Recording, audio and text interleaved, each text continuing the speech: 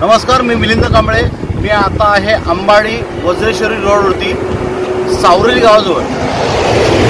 आपण पाहिलं असेल त्याविषयी झेडक्या अंबाडीजवळ एक झाड पडलं आणि पूर्ण ट्रॅफिक जाम होती.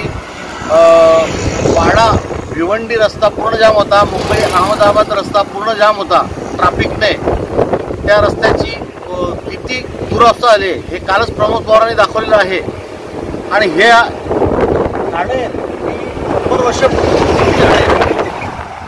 किती पडतील काही भरोसा नाही. मागच्या वर्षी माझे साडू आहेत कोंड्याचे, त्यांच्या टेम्पोवरती झाड पडलं. तशी कोणती जीवितहानी झाली नाही आणि काल पण कोणती जीवितहानी झाली नाही. त्याला जबाबदार कोण? PW आहे, फॉरेस्ट आहे. PWला विचारलं, ते म्हणतात ही फॉरेस्टची झाडं आम्ही तोडू शकत नाही, फांद्या तोडू शकत नाही किंवा झाड तोडू शकत नाही. मग माणसापेक्षा ही झाडं गरजेची आहेत का? माणूस जगला तर झाडं जगू ना आपण. पण ही असंख्य झाडं आहे. इथून ते अंबाडी ते शिरसाटपर्यंत असंख्य झाडं आहेत. एखाद्या रिक्षावाल्यावर पडलं झाड तर त्याचा जीव गेला, त्याच्या कुटुंबाची जबाबदारी कोण घेईल? या PWला माझं खरोखर सांगणं आहे, झाडं तुम्ही तोडा नाही तर आम्ही तोडतो. कारण कोणाला जीव जाऊन देऊ नका. एवढे मोठे मोठे हायवा जातात. आता माझ्या मागून एक हायवा आलाय बघा, हे मोठं डंपर आलाय. दाखव रे जरा, गाडी दाखव. वडोदरा JNPT म्हणजे जवाहरलाल नेहरू पोर्ट ट्रस्ट हायवेचं काम सुरू आहे आणि प्रचंड हायवा इथे चालतात. रस्ता अरुंद आहे, वाहनांची खूप वर्दळ आहे. एक तर आपलं वज्रेश्वरी तीर्थस्थळ आहे. माझ्यासोबत रिक्षावाला आहे, हा हेमंत आहे.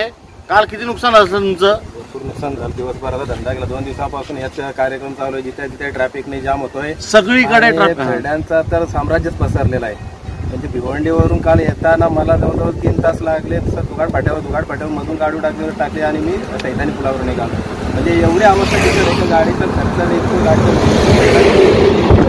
सगळं आव्हान देत आले या रस्त्यावर.